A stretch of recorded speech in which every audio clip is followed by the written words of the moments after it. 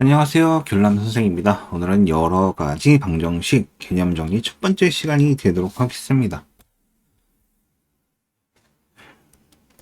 여러 가지 방정식.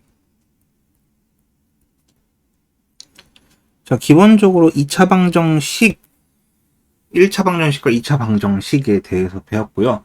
여러 가지 방정식에는 이제 고차 방정식이라 불리는 3차, 4차 다항식과 그다음에 거기서 파생되는 이제 두 가지 혹은 세 가지 종류의 방정식을 배우게 될 겁니다. 연립 2차 방정식과 부정 방정식을 배우게 될 거예요. 그 다음에 3차 방정식에서 일부 형태가 변경된 거, 그 다음에 복 2차 방정식과 같은 4차 방정식에서 변경된 거 등을 배우게 될 겁니다. 기본적으로 3차 방정식과 4차 방정식을 보도록 하겠습니다. 자, 3차, 4차 방정식. 3차 방정식과 4차 방정식은 기본적으로 이제 이거를 통틀어서 우리 고차 방정식이라고 얘기를 하는데요. 고차 방정식. 특수한 경우가 아니라 가장 기본적인 패턴을 얘기합니다. 첫 번째로 조립제법을 사용합니다. 조립제법. 즉 조립제법을 사용해서 인수분해를 해서 푸는 방식이 존재를 합니다. 조립제법을 정리해서 인수분해를 한다 라고 하는 거는 일단은 가장 기본적인 방식입니다. 가장 기본적인 방식. 그 다음에 두 번째로 이제 치환을 통해서 푸는 방식인데, 치환 같은 경우에는 뭐 이제 고차 방정식일 때 치환을 통해서 차수를 낮추고 공통된 부분의 계산을 조금 더 간단히 하게 하는 형태가 존재를 합니다. 그 다음에 이제 특수방정식에 대해서도 좀 알아볼 건데, 특수방정식.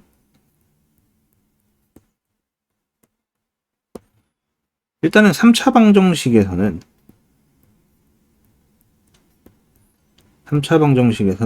오메가가 있습니다. 오메가는 두 가지 형태로 보여지는데요. x 세제곱은 1일 때에 이때 허근 또는 x 세제곱이 마이너스 1일 때의 허근, 이렇게 두 가지로 나뉘게 되고요. 그 다음에 4차 방정식의 경우 때는 복 2차 방정식이라고 불리는 짝수차만 존재하는 경우, 즉 4차와 2차, 그 다음에 상수항으로 이루어진 복 2차 방정식의 형태가 존재를 합니다. 그리고 4차 방정식에서는 상반 방정식이라고 불리는 것도 존재를 해요. 상반 방정식. x제곱을 기준으로 계수가 대칭되는 형태를 얘기합니다. x제곱을 기준으로 x와 그 다음에 x와 x세제곱, 그 다음에 x4제곱과 상수의 계수가 같은 경우를 의미합니다. 이렇게 뭐 특수방정식 같은 경우에 세 가지 형태를 더 보게 됩니다. 그리고 기본적으로 여기서 알아야 될 거는 이제 3차 방정식 같은 경우에는 근과 계수와의 관계, 정도를 더 알아야 되는 상황입니다. 근데 지금 시간에는 이제 기본적으로 조립제법하고 치환을 하는 형태를 보게 될 겁니다. 이 두 가지를 먼저 보고 그 다음에 근과 계수와의 관계까지 보는 거를 지금 여기선 얘기를 할게요. 자, 그러면은 세 번째라고 하지 맙시다. 이제 첫 번째를 똑바로 설명하는 걸로 순서를 가집시다. 자, 1번 이제 3차 4차 방정식. 기본적으로 가장 기본이 되는 3차 4차 방정식은, 자, 3차의 경우는 근이 3개입니다. 그 다음에 4차의 경우는 근이 4개예요. 근데 근이 3개인데 여기서 실근과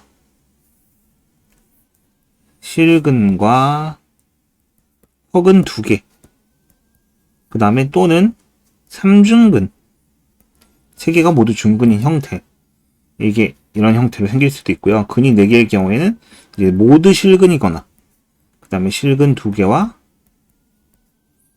허근 2개, 그 다음에 그 밖에 중근의 형태, 4차식 같은 경우에는 워낙 종류가 많아서 중근의 형태 이 정도로만 얘기를 할게요. 그래서 4차 방정식 같은 경우에는 그냥 기본적인 특수 형태를 제외하고는 잘 나오진 않습니다. 그렇게까지 자주 나오는 형태는 아니에요. 간단히 예시를 들어볼게요. 자, 방정식을 풀어야 되는데 x 세제곱 플러스 4x제곱 빼기 x 빼기 4는 0 이렇게 주어져 있다고 칩시다. 얘의 근을 구해야 돼요. 그러면 기본적으로 제일 먼저 해야 돼요. 뭐냐면 특수 방정식 형태인지 확인을 해야 되는데 특수 방정식은 배운 게 없고 지금 상태에서는 조립제법을 하게 됩니다. 조립제법을 사용하려면 당연히 우리 인수 정리를 사용해야 되고 인수 정리를 사용한 후에 조립제법을 통해서 인수 분해를 하게 되는 거죠. 그리고 이런 과정을 거친다라고 얘기를 한 겁니다.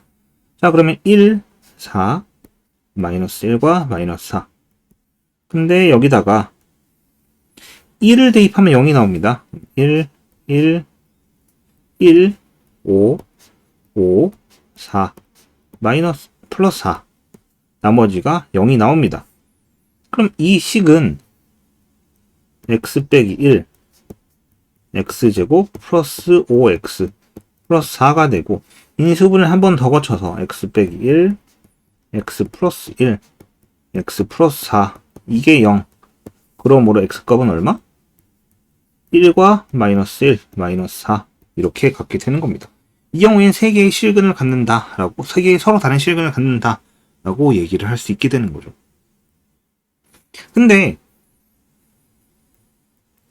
얘와 같이 x 세제곱 빼기 8은 0. 이 경우에는 인수분을 하게 되면 x 빼기 2, x제곱 플러스 2x 플러스 4는 0 이렇게 처리가 됩니다. 얘가 인수분해가 더 이상 안 돼요. 이 경우에는 어떻게 되는 겁니까? x는 2라는 실근을 하나 갖게 되는 겁니다. 나머지 2개는 얘는 허근이 되는 거죠. 이렇게 3차식에서는 3개 모두 실근이거나 허근 2개, 그 다음에 3중근 형태를 갖는 경우도 존재는 합니다. 이렇게 주어져요.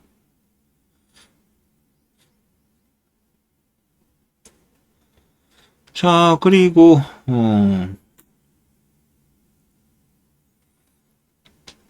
여러분 3중근 형태가 뭔지 궁금해하는 것 같은데 이런 거예요. x 빼기 2의 세제곱은 0. 이때는 x는 2입니다. 근데 이거 3번 다 쓰지 않잖아요. 이렇게 안 쓰고 그냥 2 하나 쓰고 뒤에 중근 이렇게 씁니다. 이렇게 3중근 형태 또는 이런 형태도 있을 거예요. x 빼기 1, x 빼기 2의 제곱은 0. 이때 x는 1, 그 다음에 2는 중근 이렇게 얘기해요. 이때는 그냥 중근, 이때는 근이 3개 모두 중근이니까 3중근 이렇게 얘기를 하기도 합니다. 이게 기본적으로 3차 방정식의 풀이 방법입니다. 그럼 4차 방정식 같은 경우는 어떻게 풀어요? 동일합니다. 자, 4차 방정식 같은 경우에는 예를 들어 x 세제곱, x 4제곱이죠. 4차 방정식이니까 x 4제곱 빼기 x 세제곱 더하기 x 빼기 1은 0. 자, 이렇게 주어졌어요. 그럼 여기 1 대입하면 0 나오죠. 조립제법 써보면 1, 마이너스 1. 제곱항이 없어요. 1과 마이너스 1. 이렇게 조립제법 해야 됩니다. 2차항 자리도 만들어줘야 돼요. 1, 1, 0, 0, 0, 0, 1, 1, 0. 근데 얘가 나왔어. 무슨 일이냐면 식을 한번 풀었을 때 얘가 지금 x 플러스 1, x 빼기 1, 그 다음에 x 세제곱 더하기 1은 0입니다.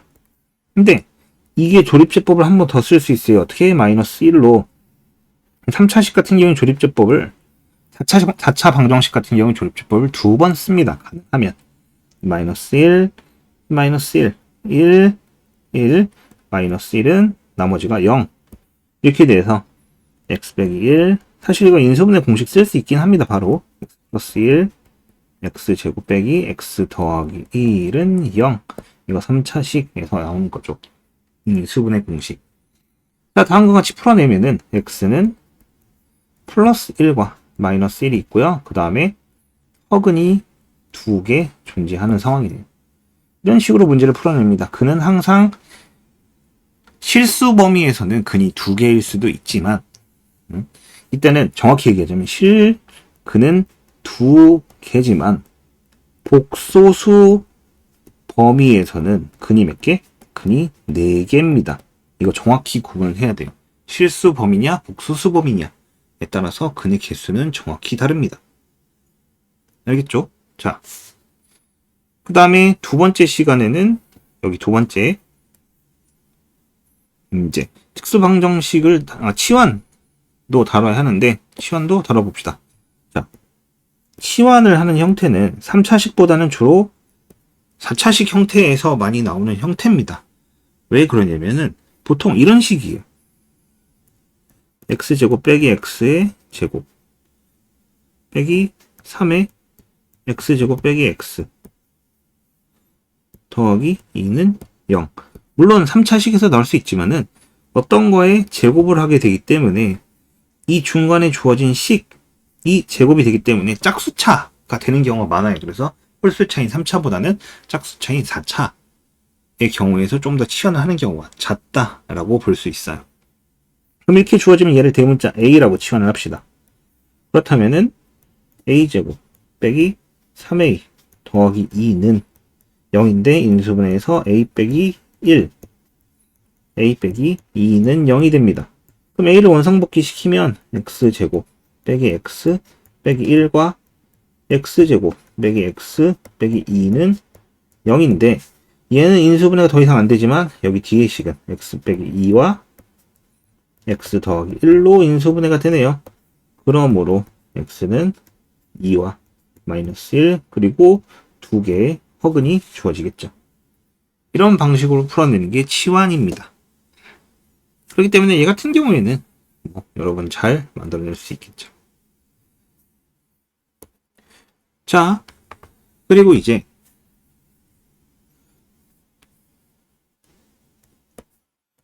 근과 개수와의 관계에 대해 설명을 합시다. 자, 3차 방정식의 특수 방정식 이때 오메가 그 다음에 근과 개수의 관계가 존재를 하는데 이 근과 개수와의 관계는 이거를 저거에 맞춰 쓸게요. 자, 두 번째를 이제 뭐라 썼지? 특수방정식이라고 쓰겠습니다. 첫 번째로 근과 개수와의 관계 이렇게 하면 여러분이 필기를 하고 정리를 하는데 조금 더 도움이 될 거예요. 근과 개수의 관계. 자, 기본적으로 2차식에서는 ax제곱 플러스 bx 플러스 c는 0이다 라고 하면 두 근을 알파와 베타라고 했을 때 알파 더하기 베타는 마이너스 a분의 b 그 다음에 알파 곱하기 베타는 a분의 c 다음과 같은 형태로 얘기를 했습니다. 왜?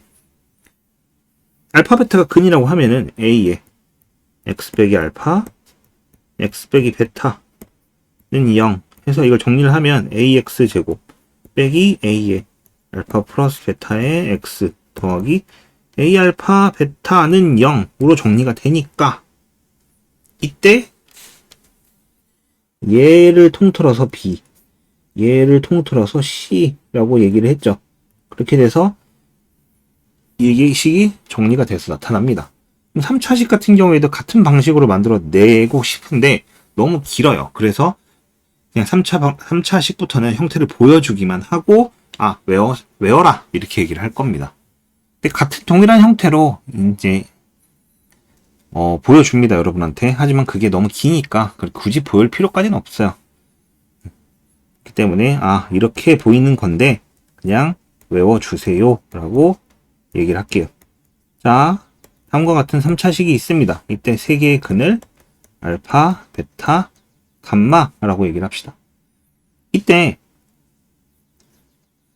세 개의 근의 합, 알파 더하기 베타 더하기 감마는 마이너스 a분의 b입니다. 똑같아요. 마이너스 a분의 b. 그 다음에 알파 베타 더하기 베타 감마 더하기 감마 알파는 두 개씩 곱해서 더한 겁니다. 이때 a분의 c가 됩니다. 그럼 마지막으로 알파 베타 감마는 마이너스 a분의 d가 돼요. 뭔가 느낌이 오지 않나요? 자, 분모는 모두 a입니다. 그리고 b, c, d의 순서로 오고 마이너스, 플러스 마이너스 순서로 오고 있어요.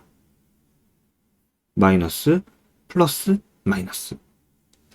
자, 그러면 이걸 통해서 우리는 4차 방정식의 근과 계수와의 관계도 유추해낼 수 있습니다. 자, 이때의 근을 알파, 베타, 감마, 델타라고 할 거예요. 그럼 이때 4개의 근의 합, 알파, 베타, 감마, 델타는 어떨까요?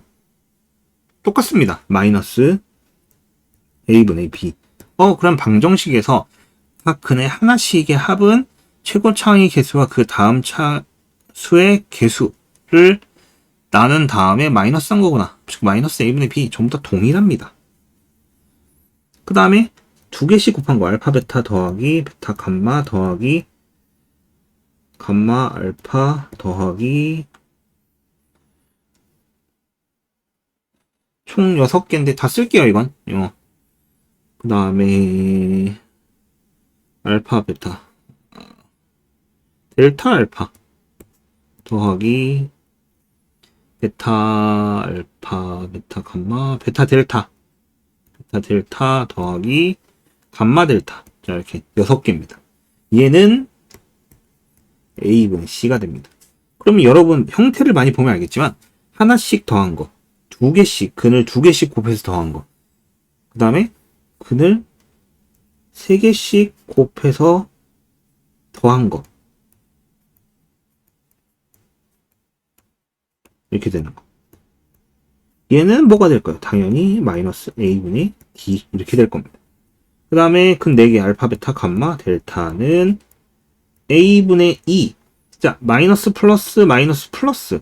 그 다음에 b, c, d, e 순서로 오기 때문에 마지막에 a분의 2 플러스가 됩니다. 이런 식으로 정리하는 게 바로 근과 계수와의 관계입니다. 근과 계수와의 관계. 그렇다면 이 근과 계수와의 관계를 갖고 풀었을 때 이 3차 방정식 2에는 이 세 개의 근을 갖고 만들었을 때 다음과 같이 볼 수 있다는 거죠. a의 x 빼기 알파, x 빼기 베타, x 빼기 감마라고 했을 때 얘는 a의 x 세제곱 빼기 a의 알파 플러스 베타 플러스 감마의 x 제곱 더하기 a의 알파 베타 플러스 베타 감마 플러스 감마 알파의 x 그다음에 빼기 a의 알파 베타 감마 이런 식으로 식이 생겨난다는 걸 알 수 있습니다. 그렇게 해서 얘가 b, 얘가 c, 그다음에 얘가 d 뭐 이렇게까지 얘기할 수 있겠네요. 이런 식으로 식이 전개가 되는 겁니다. 그래서 이 식 같은 경우에는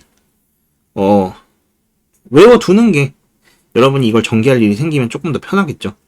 보통은 A가 1을 많이 주니까 3차 고차 방정식 같은 경우에는 여러분에게 계산 시간, 그러니까 시험을 볼 때든가 어떤 때에 여러분에게 충분한 계산 시간을 시험 시간 내에 계산할 수 있도록 만들어줘야 되기 때문에 고차 방정식 같은 경우에 대부분 개수, 최고차의 개수를 1로 줍니다.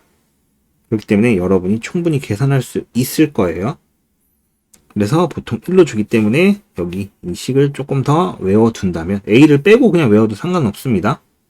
이때 좀 더 시간 절약을 할 수 있다. 이렇게 얘기를 하고 싶네요. 자, 그리고 여러 가지 방정식 첫 번째 개념 정리 시간을 일단 여기서 마무리하고 이어서 두 번째 개념 정리 시간에 다시 만나도록 할게요.